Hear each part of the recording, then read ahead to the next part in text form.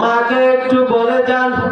মা যখন দুই হাত তুলে আল্লাহকে বলবে, হে আমার মালিক, আমার সন্তান যেখানে যাক না কেন আপনি একটু দেখিয়ে, আমার সন্তান কোথায় যায়, আমার সন্তান ঢাকা যায়, আমার সন্তান বিদেশ যায়। আল্লাহ যাওয়ার সময় কতই না গাড়ির অ্যাক্সিডেন্ট আছে, আল্লাহ যাওয়ার সময় কতই না ডাকাত আছে। আপনি একটু দয়া করে মেহেরবান করে আমার সন্তানকে একটু দেখিয়েন। আরে এই কথা যখন মাওলার কাছে দরখাস্ত করবে, আমার মাওলা বলে, হে আমার বান্দি, তুমি দোয়া করতে দেরি, আমি আল্লাহ কবুল করতে দেরি নাই। আমার আল্লাহ বলে নামাজের দোয়া ফেরত দেয় না। আমার আল্লাহ বলে মা বাবার দোয়া ফেরত দেয় না। আমার আল্লাহ বলে মুসাফিরের দোয়া বাদ দেয় না। আমার আল্লাহ বলে জুলুমকারীর দোয়া ফেরত দেয় না। আরে এই চারটি লোক দোয়া করতে দেরি আছে, আমার মাওলা কবুল করতে দেরি নাই। আপনার মা ইচ্ছা করে হোক, অনিচ্ছা করে হোক, গুসা করে হোক, যে অবস্থায় আপনার বিরুদ্ধে বলুক, আপনার পক্ষে বলুক, আমার আল্লাহ কবুল করে ফেলেন। আমার আল্লাহ মুসলিমকারীর দোয়াও কবুল করে। আমার আল্লাহ চারটি বান্দার দোয়া ফেরত দেয় না। এখান থেকে একটি হলো আমার আপনার পিতা মাতা। আজ আমরা পিতা মাতাকে কতই বকা দিই। আমি মাদেরকে বলবো, হে আমার মা, আব্দুল কাদের জিলানীর মায়ও মা, আপনিও তো একজন মা। মিজানুর রহমান আজহারীর মায়ও মা, আপনিও একজন মা। আরে আপনার গর্ভ থেকে হলো হাফিজুর রহমান, আপনার গর্ভ থেকে হলো বাইজিদ বুস্তামি, আপনার গর্ভ থেকে হলো বড় বড় আউলিয়া কেরাম। আপনিও যেরকম মা, ওনার মায়ও মা। আরে আপনার পেট থেকে, আপনার গর্ভ থেকে কেন ডাকাত হইল? আপনার গর্ভ থেকে কেন চুর হইল? আপনি যখন আপনার সন্তানকে গর্ভে ধারণ করেছিলেন, তখন আপনি তো মোবাইল ছাড়েন নাই, মোবাইলের টিকটক ছাড়েন নাই, ইউটিউবের মধ্যে নাটক ছাড়েন নাই, আপনি তো আশ্চর্য জলসা ছাড়েন নাই, আপনি তো দুনিয়ার ছবি নাটক সব দেখেছেন। আপনার সন্তান তো ডাকাত না হয়ে কি হবে? সেজন্য আমাদের মাদেরকে বলবো, যখন আপনি সন্তান গর্ভধারণ করবেন, তখন বেশি বেশি করে কোরআন পড়েন, বেশি বেশি করে হাদিস পড়েন, বেশি বেশি করে নামাজ পড়েন। দেখবেন আপনার সন্তান আব্দুল কাদের জিলানীর মতো হয়েছে, আপনার সন্তান বাইজিদ বুস্তামির মতো হয়েছে, আপনার সন্তান বড় বড় উলামায়ে কেরাম হয়েছে। আপনার সন্তানকে প্রফেসর, ডিসি, উসি বানানোর কোনো সমস্যা নেই, আলহামদুলিল্লাহ, দোয়া রইল। আপনার সন্তানকে র‍্যাব, আর্মি, বিডিআর বানানোর কোনো সমস্যা নাই, কিন্তু আপনার সন্তানকে বেয়াদব বানাবেন না। আপনার সন্তানকে উলামায়ে কেরামের বিরুদ্ধে বলার, কথা বলার জন্য বানাবেন না।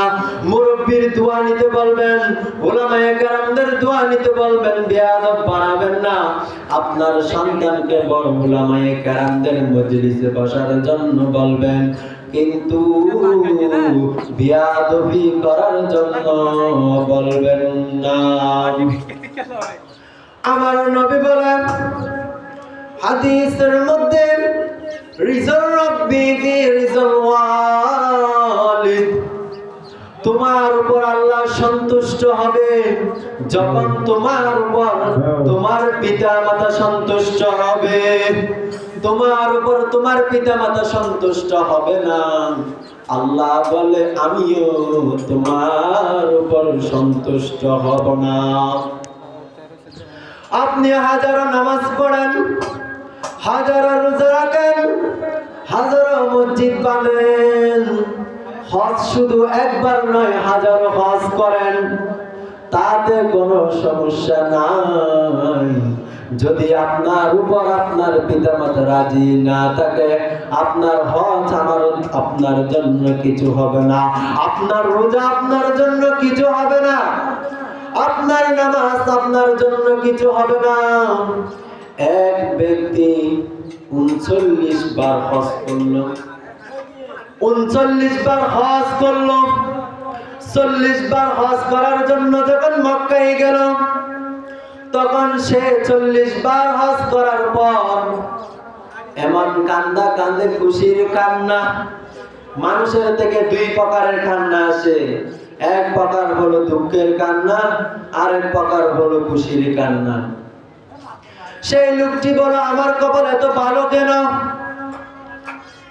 আমি 39 বার হজ করলাম, 40 বারের মতো হজ করার পর মুনাজাতের মধ্যে খুশির কান্না করি।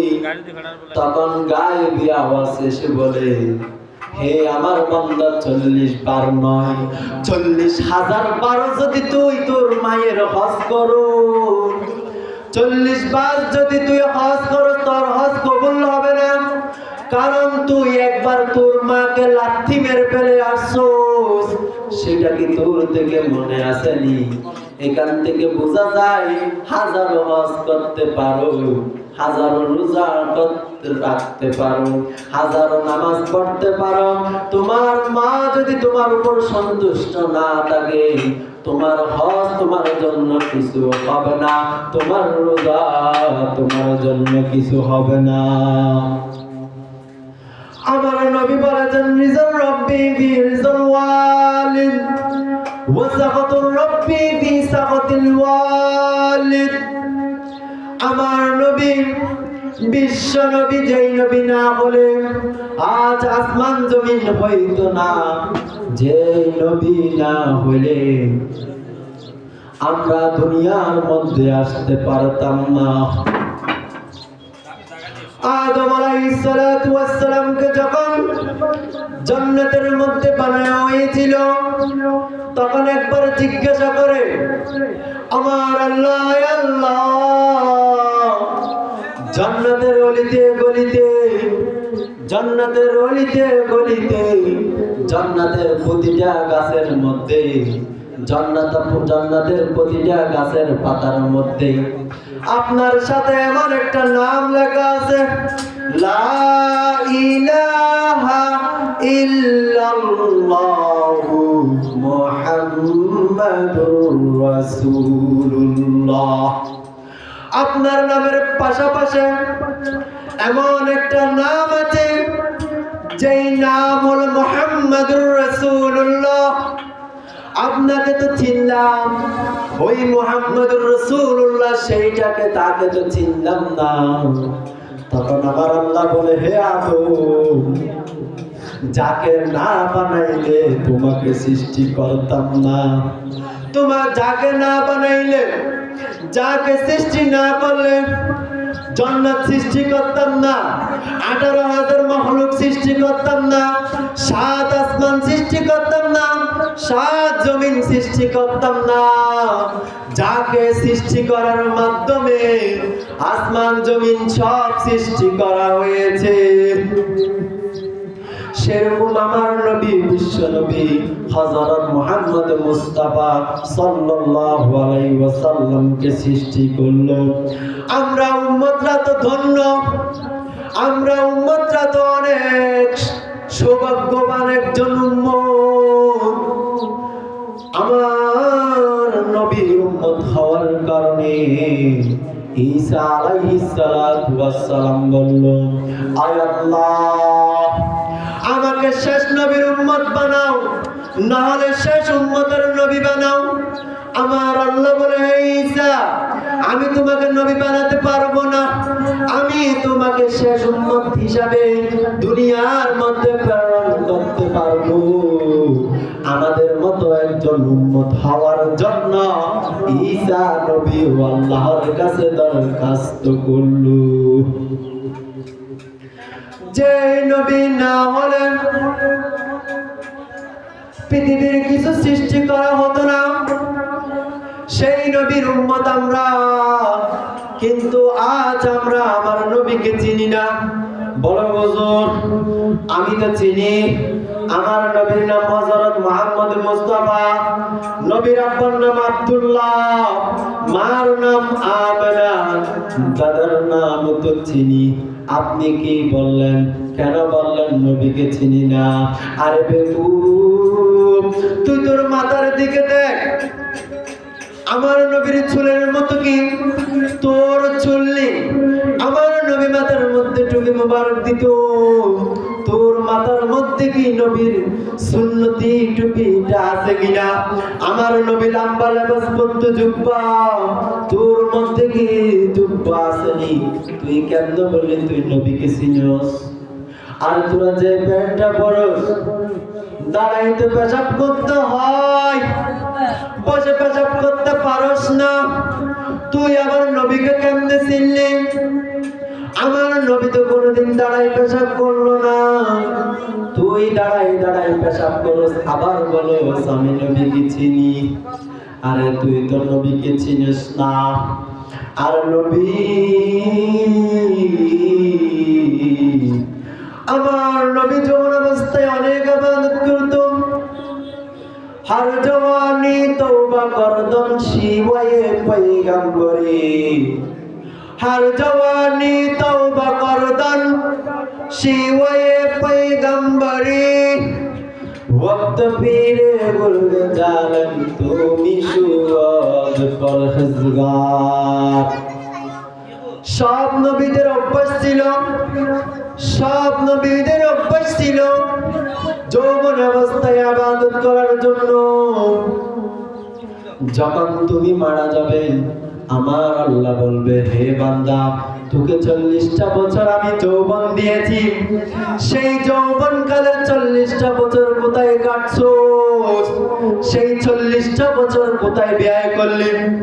তখন আপনি কি বলবেন? তখন আপনি কি বলবেন? একটা ফেগেস তো বাদ দেন না, একটা নাটকও তো বাদ দেন না, ছবি যেটা নতুন আপলোড হয় সেটা তো দেখে ফেলেন। আমার আল্লাহকে কি জবাবটা দিবেন? আমার আল্লাহ যখন জিজ্ঞেস করবে, হে আমার বান্দা, তোকে 40টা বছর দিয়েছি, তুই কি করছস? প্রতিদিন তো 5 ওয়াক্ত নামাজের মধ্যে তোকে দেখা যায় না, মাঝে মাঝে সপ্তাহে দেখা যায়, মাঝে মাঝে মাসে দেখা যায়। এমনও আমাদের মুসলমানের মধ্যে মুসলমান আছে বছরে ঈদের নামাজটা শুদ্ধ পড়তে যায় না। তোর মতো মুসলমান দরকার নাই, তোর মতো নবীকে কষ্ট দেওয়ার মতো আমাদের কাছে মুসলমান দরকার নাই। তুই নবীকে এত কষ্ট দেস কেন? আরে মুখের মধ্যে দাড়ি কই, মুখের মধ্যে অস্ত্র লাগাস, তুই মুখের মধ্যে, তুই দাড়ির মধ্যে অস্ত্র লাগাস নয়, তুই নবীকে অস্ত্র লাগাস। সেরকম মুসলমান আমাদের থেকে দরকার নাই, সেরকম দাড়ি ছাড়া মুসলমান দরকার নাই। কওমি মাদ্রাসার মধ্যে দেখেন ছোট ছোট বাচ্চা 15-16 বছর, 18-19 বছর, 20 বছর, তার মুখের মধ্যে দাড়ি দেখেন, তার থেকে তো মন চায় দাড়ি না রাখার জন্য।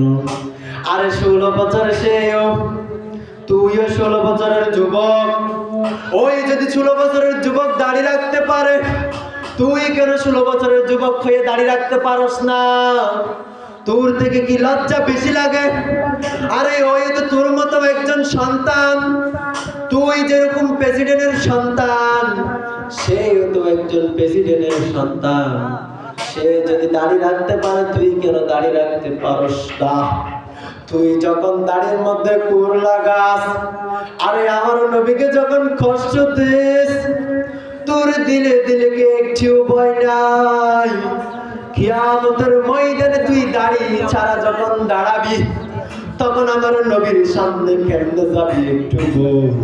আমার নবীর সামনে কেমনে যাবি একটু বল? আমার নবীকে কেমনে পরিচয় দিবি? আমি তোমার উম্মত, আমি তোমার একজন উম্মত। আমার নবী যখন বলবে, তোমার মুখে তো দাড়ি নেই, তুই আমার উম্মত হতে পারস না। কওমি মাদ্রাসার ছাত্রদের দিকে দেখো, 16 বছরের যুবক দাড়ি কাটে না, কিন্তু কেন কাটে না জানি? একমাত্র আমার নবীর মহাব্বতে দাড়ি কাটে না। এখন তো আমরা বলি দাড়ি রাখলে মেয়েরা তো আমাদের দিকে তাকাবে না, আমাদেরকে তো কোনো মেয়ে দিবে না। আরে যে পরিবার তোকে মেয়ে দিবে না দাড়ি আসার কারণে, দাড়ি থাকার কারণে, যেই পরিবার তোকে মেয়ে দিবে না, মনে করবি তার পরিবার সহ জাহান্নামী, জাহান্নামী, জাহান্নামী। আর কয় বছর বাঁচবেন? যেই নবী বিশ্ব নবী, যেই নবী না হলে আসমান জমিন বানাতো না, সেই নবী বাঁচলো মাত্র 63 বছর। আর সেই নবীর উম্মত হয়ে আমরা কয় বছর বাঁচবো সেইটাকে কোনোদিন মাথার মধ্যে আনছনি? তোমার থেকে 20 বছর চলে গিয়েছে, তোমার হায়াত থেকে 40 বছর চলে গিয়েছে, তোমার হায়াত থেকে 16 বছর চলে গিয়েছে, তোমার হায়াত থেকে 50 বছর চলে গেছে। নবীর বয়স যদি 63 বছর হয়, তোমার থেকে তো 50 চলে গিয়েছে। আর কয় বছর বাঁচবি রে যুবক? অনেক তো বুড়া হয়ে গেছি, দাড়ি চুল পেকে গিয়েছে, এখনো দাড়ি রাখতে পারলাম না, এখনো মসজিদের দিকে যেতে পারলাম না, এখনো আশিক হতে পারলাম না, এখনো মসজিদে গিয়ে নামাজ পড়তে পারলাম না। বুড়ো হয়ে বেকা হয়ে গেছি, মুখ থেকে দাড়ি, মুখ থেকে সিগারেট ফেলাতে পারলাম না। অনেক বৃদ্ধ হয়ে গিয়েছি, নামাজ নাই, রোজা নাই, বলে হুজুর অনেক ঠান্ডা লাগে, নামাজ কিভাবে পড়বো? আরে অনেক ঠান্ডা লাগে, সিগারেট কিভাবে খাবো সেটা তো বলতে পারলি না, সিগারেট তো বাদ দিতে পারলি না। সিগারেট বাদ দিতে না পারার কারণে নামাজ বাদ দিতে পারলি, সিগারেট বাদ দিতে পারলি না, নাটক বাদ দিতে পারলি না, সিনেমা বাদ দিতে পারলি না। পথরে অনেক ঠান্ডা, নামাজ পড়তে কেমনে যাব? অনেকটা ঠান্ডা পড়ে। কিন্তু যদি বলে আজ বাংলাদেশ নিয়ে, ইন্ডিয়া নিয়ে ফুটবল খেলা চলে, তখন বলে সেইটা 5টা বাজে খেলা শুরু হবে, তখন তো বাড়ির মধ্যে কম্বলের ভিতরে কেউ থাকে না, সবাই উঠে খেলা দেখে। একটা জাহান্নামের খেলা দেখার জন্য যদি আমরা পাগল হয়ে যাই, ওই জান্নাত পাওয়ার জন্য কেন পাগল হব না? ওই জান্নাত পাওয়ার জন্য কেন পাগল হব না? আমার আল্লাহ বলে যে আমার বান্দা কোন রকম ভাবে জান্নাত পেয়েছে, উন্নত মানের জান্নাত পাই নাই, কোন রকম সে জান্নাত পাইছে, সেই জান্নাত তবে 10 দুনিয়া পরিমাণ, সেই জান্নাত তবে 10 দুনিয়া পরিমাণ। একটা পৃথিবী কত বড়, এরকম 10টা পৃথিবী পরিমাণ একটা জান্নাত হবে। সেই জান্নাত পাওয়ার জন্য আমরা কেন চেষ্টা করি না? কেন চেষ্টা করি না? দুইজন বন্ধু, তারা অনেক বন্ধুত্ব করেছিল, তারা সব বন্ধু রাখে আল্লাহর কারণে, সব গুসা রাখে আল্লাহর কারণে, তারা বন্ধুত্ব করলো আল্লাহর কারণে। তারা এক ওয়াক্ত নামাজ বাদ দিত না, তারা রোজা বাদ দিত না, তারা নবীর সুন্নতকে সুন্নত অনুযায়ী চালাইতো। তখন তারা দুজন মারা গেল। এক বন্ধু তাকে জান্নাতের নিচের তলায়, আর এক বন্ধু তাকে জান্নাতের উপর তলায়। উপরের জান্নাত থেকে এমন পুষ্প আসে, সেই পুষ্প যখন নিচের জান্নাতে আসে, ওই বন্ধু আর থাকতে পারে না। জান্নাতের সাহাবায়ে কেরাম জান্নাতের ফেরেশতাদেরকে বলে, ফেরেশতা উপরের জান্নাত থেকে এত পুষ্প কেন আসে? আমার কপাল কেন খারাপ? আমার জান্নাত থেকে কেন খুশবু আসে না? তখন ফেরেশতা বলো, হে আল্লাহর বান্দা, সেইটা ওই তোমার বন্ধু আব্দুল শুকুর। তখন নিচের জান্নাতের বন্ধু বলে, হে আমার ফেরেশতা, তাহাজ্জুদ তো দুজনে পড়লাম, নামাজ তো দুজনেই পড়লাম, রোজা তো দুজনেই রাখলাম, হজ তো দুজন একই সাথে করলাম, একই সাথে জিকির করলাম, সব তো একই সাথেই করলাম, কেন তার জান্নাত থেকে খুশবু হচ্ছে, আমার জান্নাতের খুশবু কই গেল? তখন ফেরেশতা বলে, হে জান্নাতবাসী, তোমার থেকে তোমার ওই বন্ধু সুবহানাল্লাহ একবার বেশি বলার কারণে, ওই একবার বেশি বলার কারণে জান্নাত থেকে খুশবু বাইর হয়। আমার নবী যখন মেরাজের মধ্যে যায়, ইব্রাহিম আলাইহিস সালাম ধরে বলে, ইয়া রাসূলুল্লাহ, ইয়া হাবিবাল্লাহ, আপনি আপনার উম্মতদেরকে বলে দেন, জান্নাতের মধ্যে অনেক ফাঁকা জায়গা রয়েছে, জান্নাত অনেক ফাঁকা, আপনার উম্মতদেরকে বলবেন বেশি বেশি জিকির করার জন্য। যখন একবার সুবহানাল্লাহ বলে, ওই জান্নাতে একটি গাছ হয়, ওই জান্নাতে একটি গাছ হয়। জান্নাত ফাঁকা রয়ে গেছে, আমরা মুসলমান যদি সেই জান্নাতের জায়গা যদি পূরণ না করি, দুনিয়ার জায়গা নিয়ে যদি বসে থাকি, সেই জান্নাতের জায়গা খেয়ে দেখাশোনা করবে আল্লাহ প্রত্যেকটা মুসলমানদের জন্য একটা একটা জান্নাত রেখেছে। দুনিয়ার জায়গা ভর্তি করে রাখছি, কিন্তু সেই জান্নাতের জায়গা আমরা এখনো ভর্তি করতে পারলাম না। আল্লাহ পাক রব্বুল আলামিন সবাইকে আমল করার জন্য, বুঝার জন্য তৌফিক দান করুন। আমি এই কথা বলে আমার আলোচনা শেষ করলাম। আসসালামু